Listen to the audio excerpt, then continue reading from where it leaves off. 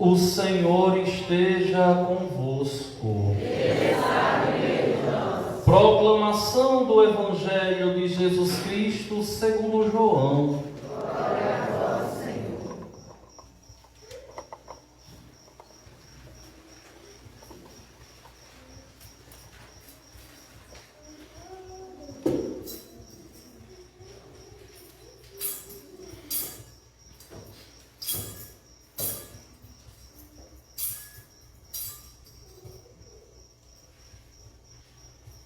Naquele tempo, Jesus disse a seus discípulos: Eu sou a videira verdadeira e meu Pai é o agricultor.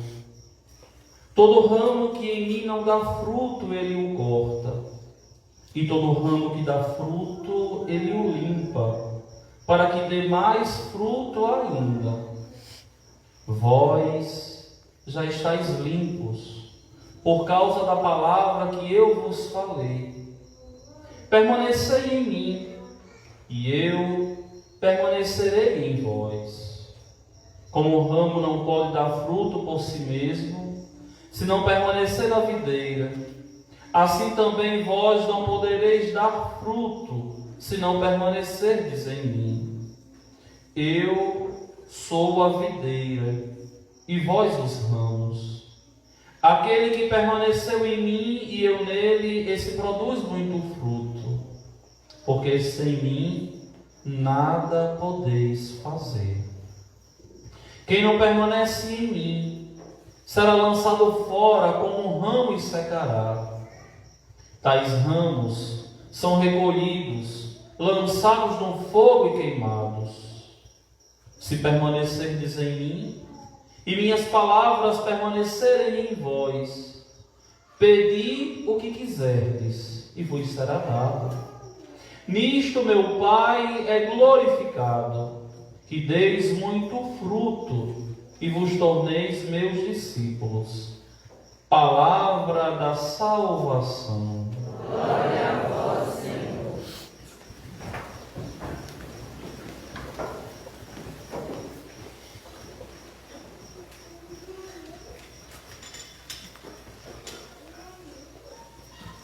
Meus queridos irmãos e minhas irmãs, hoje a liturgia da igreja recebe um presente do Senhor bom Deus. Ele hoje se apresenta como a videira verdadeira, como aquele que nós devemos estar ligados para produzirmos frutos que permaneçam.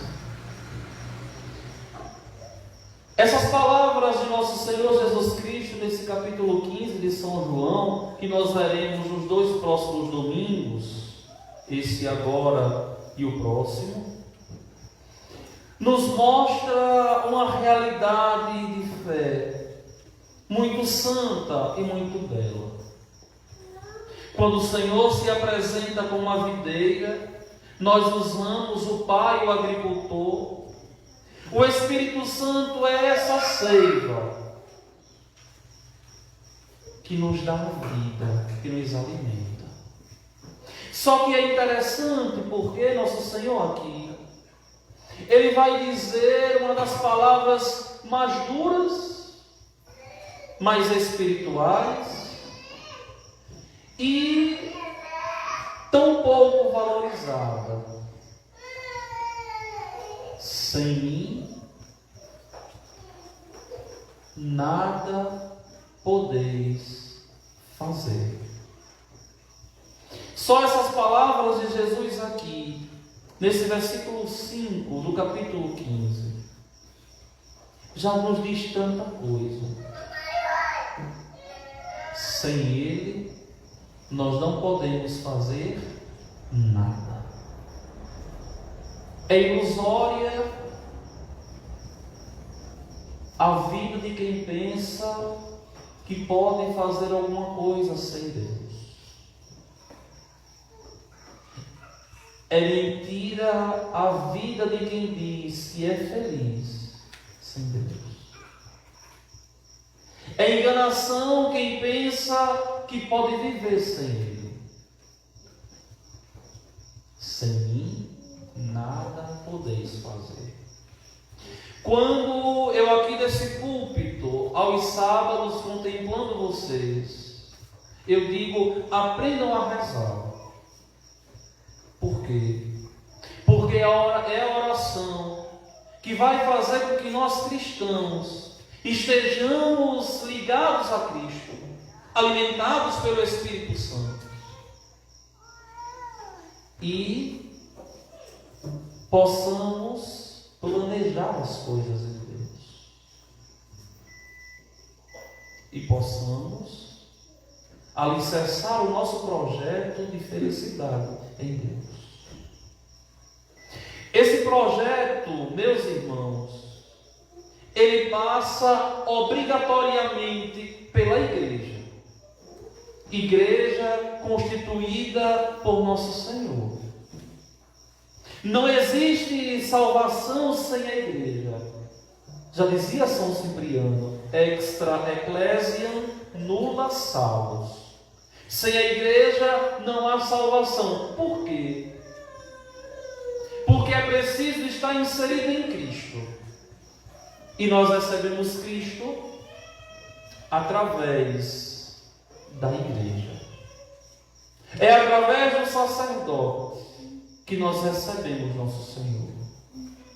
É através da igreja que recebemos a santa palavra de Deus.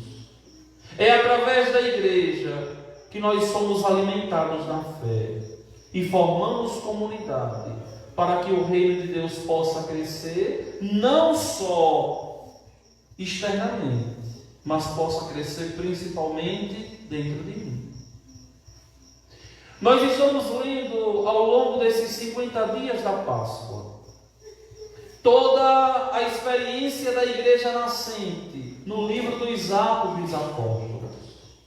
E lá nós vemos uma igreja que é conduzida por Jesus do jeito que Ele quer. Uma igreja que nasce conduzida por Ele, do jeito que Ele sonhou com o Pai e o Espírito Santo. Não uma igreja perfeita, mas uma igreja que tende harmoniosamente à perfeição. Uma igreja santa, porque é o Espírito Santo de Deus quem santifica a igreja.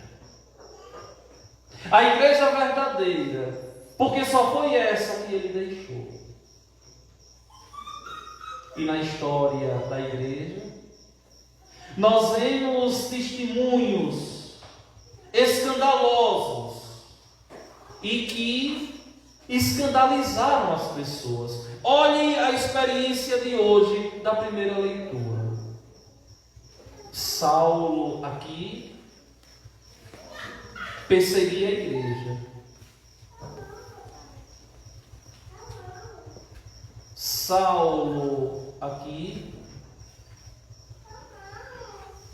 foi testemunha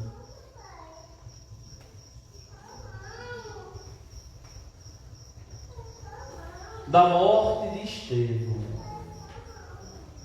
Saulo aqui conhecia toda a doutrina judaica. Conhecia, mas não tinha aberto o coração. Era um perseguidor da igreja. E vejam que Saulo tem essa experiência com nosso Senhor. Nosso Senhor aparece a Saulo. Saulo tem uma queda, a tradição fala de cavalo, mas não existe nenhum cavalo nas Sagradas Escrituras. E Saulo se encontra com Jesus. Saulo, Saulo, quem és tu, Senhor? Saulo, por que tu me persegues? Eu sou Jesus de Nazaré, aquele que você está perseguindo. Observem que Saulo perseguia a igreja. Por quê? Porque não tinha conhecimento. Porque ele via o movimento dos cristãos como uma seita que estava nascendo. Ele não tinha conhecimento que aquele movimento dos cristãos ali era de verdade o povo de Deus que ele conhecia no Antigo Testamento. Ele não conseguia imaginar que aquele movimento dos cristãos era a carral de Deus, era a Assembleia Santa de Deus. E ele perseguia os cristãos. Nosso Senhor se apresenta a ele e ele começa a entender que perseguir a igreja é perseguir Jesus. E agora, Saulo chega em Jerusalém. Saulo aqui procurava juntar-se aos discípulos, mas era impressionante porque a igreja ali, escandalizada, não entendia. Os discípulos tinham medo de Saulo. Olha o que o texto diz: mas todos tinham medo dele, pois não acreditavam que ele fosse discípulo. Pensavam que aquele homem era um impostor, era um mentiroso, que estava ali para descobrir quem era cristão, para perseguir. Só que os caminhos de Deus, minha gente, não são os nossos caminhos. Tantas vezes, em meio às minhas orações, eu tenho medo dos caminhos de Deus, que muitas vezes nos escandaliza, nos faz chorar, que muitas vezes nós não entendemos. Mas Deus, que tudo sabe, depois nos mostra o porquê. Porque Saulo era um judeu ortodoxo, estudioso, conhecedor das Sagradas Escrituras, um cidadão romano, perseguidor da igreja. Agora se converte para dar testemunho aos sábios e aos entendidos da época que todos eles estavam errados, que o caminho era o seguimento de Jesus. A igreja, com medo de Saulo e Barnabé, aqui toma Saulo consigo, levou os apóstolos, contou-lhes como Saulo tinha visto o Senhor no caminho, como o Senhor lhe havia falado e como Saulo havia pregado em nome de Jesus publicamente na cidade de Damasco. Ou seja, Barnabé, que é um dos discípulos aqui, chamado pela igreja de apóstolo, é quem abre as portas da igreja para Saulo. Sempre alguém nos apresenta a Jesus. E Saulo aqui permanece com eles em Jerusalém e pregava com firmeza em nome do Senhor. Pregava com firmeza, com paixão. Olha, minha gente, é tão triste a gente vê muitos de vocês servindo a Deus com peso, sem estarem com o coração inflamado, sem estarem apaixonados por Deus. Como falta ainda, de verdade, em muitos de vocês, essa disposição, esse elan, como falta em muitos de vocês, esse amor apaixonado por Jesus, para entender que ao ir à igreja eu vou me encontrar com Ele, que servir numa pastoral e num movimento é um serviço para Ele, que aquilo tudo que eu faço pelo reino de Deus é unicamente por Ele, para Ele, em nome do meu amor por Ele, em busca da minha salvação. É inadmissível que alguém, nos dias de hoje, quando a igreja nos mostra um caminho a seguir, as pessoas estejam perdidas aí fora. E muitos de vocês, dentro da igreja, também perdidos. estão aqui dentro, mas acreditam muitas vezes em coisas estranhas. Aquela ancila talvez que não consiga viver sem olhar o horóscopo. Aquele povo que está dentro da igreja, mas que na hora que a coisa aperta, vai procurar não sei quem para fazer um trabalhinho e não sei o que lá. Ou tanta baboseira que a gente vai vendo os cristãos, ao invés de depositarem a confiança e a esperança no Senhor, que de verdade é o nosso tudo. E aqui Paulo pregava com firmeza em nome do Senhor. Falava e discutia com os judeus de língua grega, mas eles procuravam matá-lo, porque não aceitavam como é que ele teve esse conhecimento, essa abertura e se converteu. Não aceitavam, procuravam matá-lo.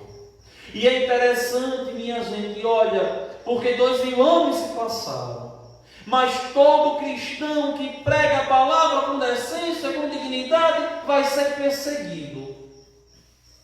Sempre vai ser perseguido quem é de Deus. Sempre vai ser perseguido quem de verdade é coerente nas suas decisões, nas suas escolhas. Sempre vai ser tido como antipático, como alguém estranho, como alguém fora de sintonia com o mundo. Mas é isso mesmo. Nós devemos estar unidos a Cristo e rompidos com o mundo. Nós devemos viver próximos a Jesus e distante das coisas do mundo. Como? Olha, eu dizia hoje, aos 21 homens que a igreja me confiou de Janaúba para formar no diaconato permanente, eu dizia assim: eu imagino como a vida de vocês e dos fiéis leigos deve ser dura, porque eu que me privo de todas as formas, não tenho praticamente vida social, é de dentro de casa, da minha capela, para o meu escritório, para a secretaria da paróquia, para as comunidades celebrar missa, e ir para a sede da diocese, para a cúria, ir para o seminário, voltar para a cúria, e voltar para casa. De vez em quando os turbilhões de pensamento vêm e nos fazem pecar. Imaginem vocês em meio ao mundo, eu dizia isso para eles, em meio ao mundo onde tudo leva a pecar.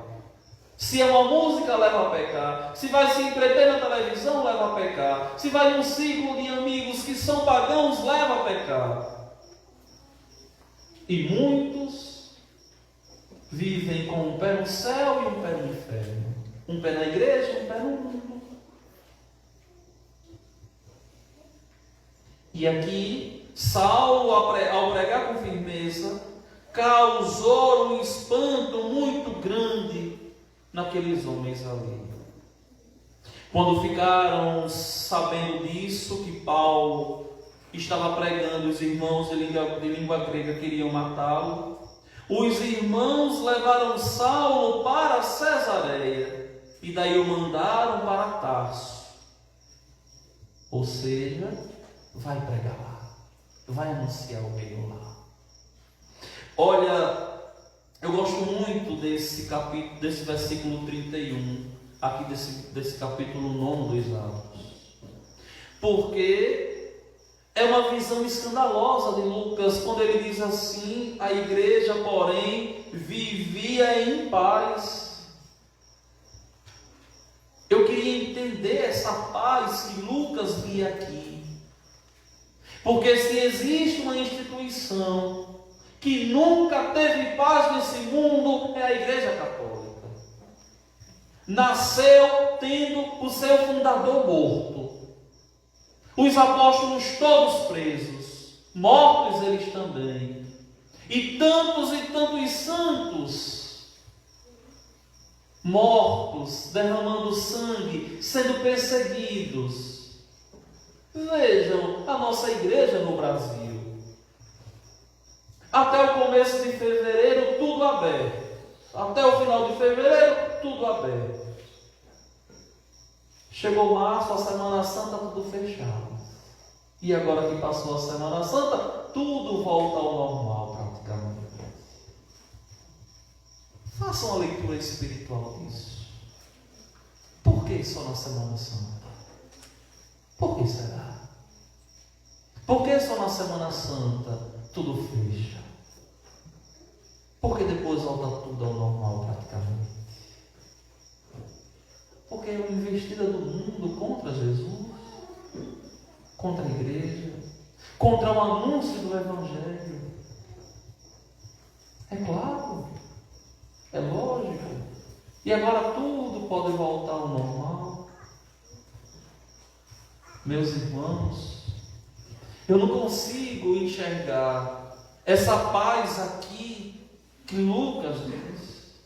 Talvez essa paz de Lucas aqui seja a paz espiritual que eles sentiam de estarem sendo perseguidos. A paz espiritual que eles sentiam de saberem que estavam sendo fiéis ao seu Senhor, que o mundo podia perseguir, porque eles estavam em Deus.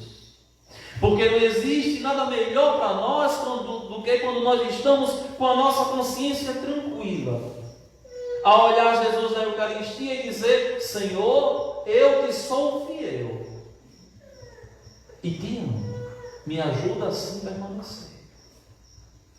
Esse é um pensamento que todo cristão deveria viver, que todo cristão deveria de verdade ter. Eu luto todos os dias para ser fiel ao meu Senhor. Como? Sendo fiel à esposa, sendo fiel ao esposo, sendo um bom pai, sendo uma boa mãe, sendo um filho obediente,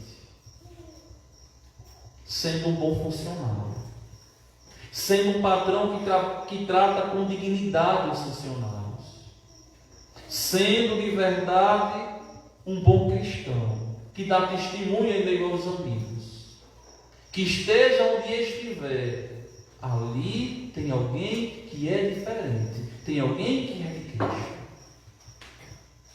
Por quê?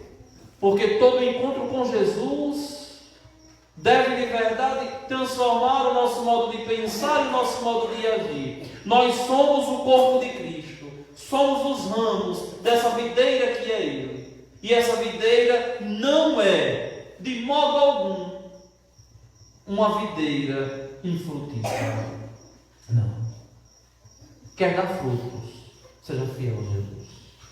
Quer dar bons frutos, permaneça em Jesus. Quer de verdade ter vida, viver sempre viçosamente, como é uma planta viçosa? Não sei se vocês usam essa palavra aqui. É uma planta bem verde. Quem quer viver viçosamente, enquanto cristão, tem que viver ligado a Jesus.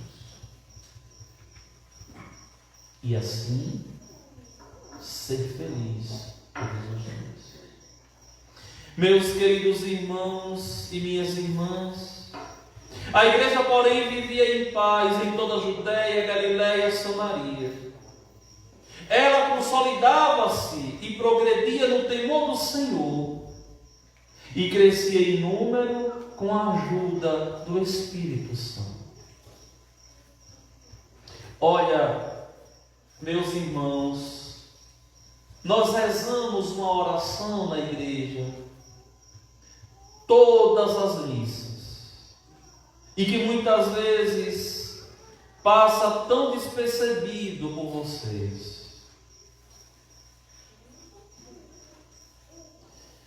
Essa oração aqui é tão bonita e tão bela e demonstra de verdade o sentimento dos cristãos.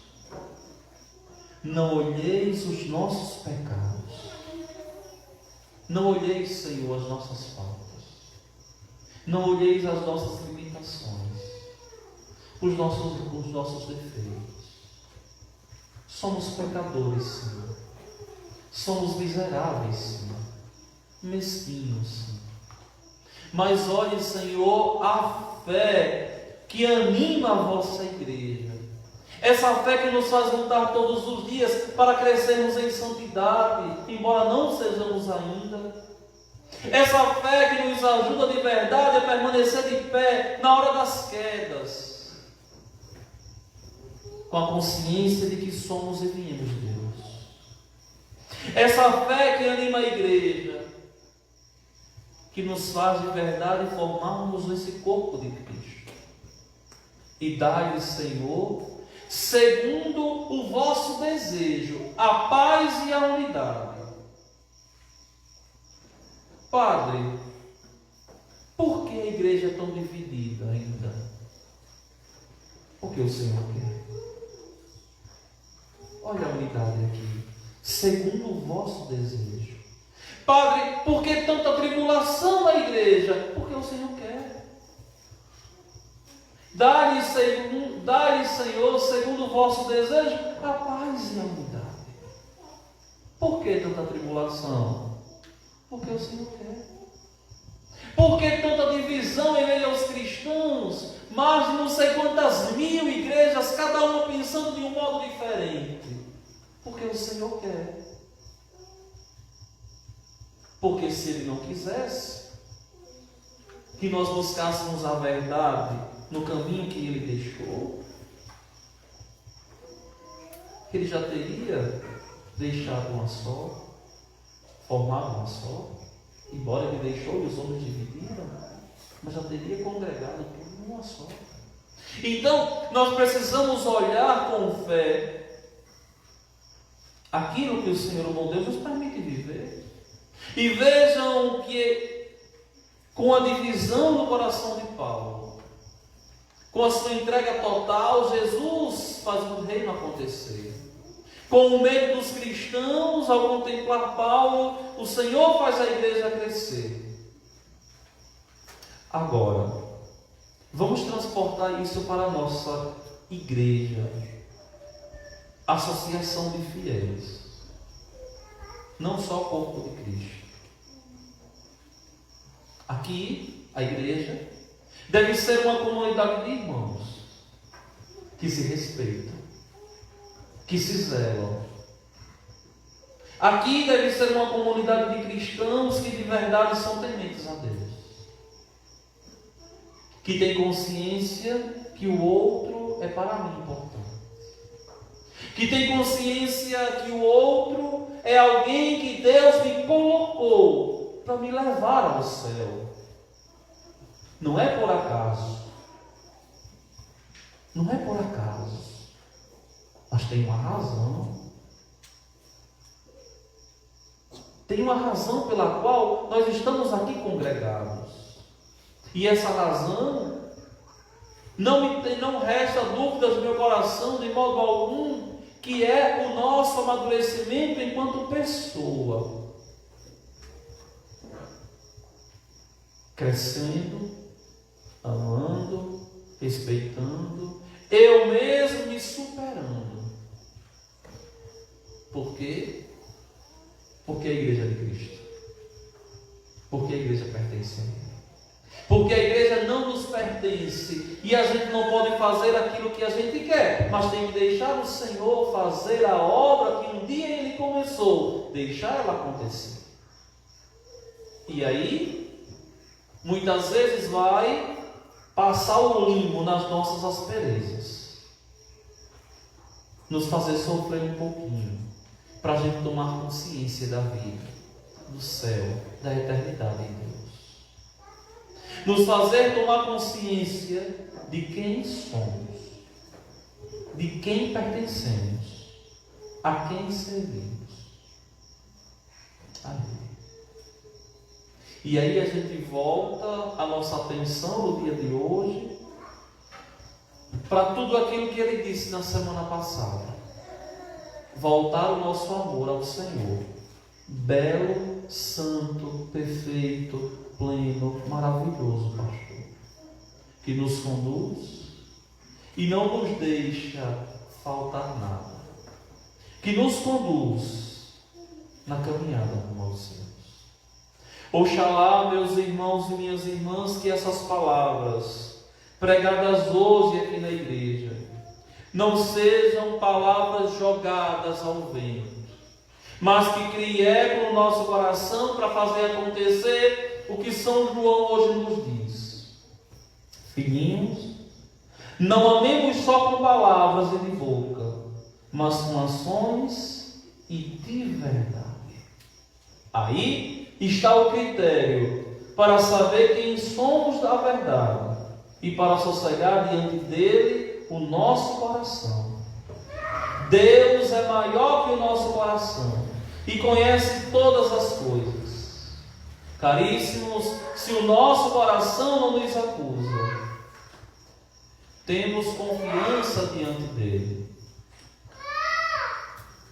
E qualquer coisa que pedimos, recebemos dele, porque guardamos os seus mandamentos e fazemos o que é do seu agrado. Ou seja, fazer o que agrada a Deus, não o que nos é conveniente, mas fazer aquilo que agrada ao Senhor.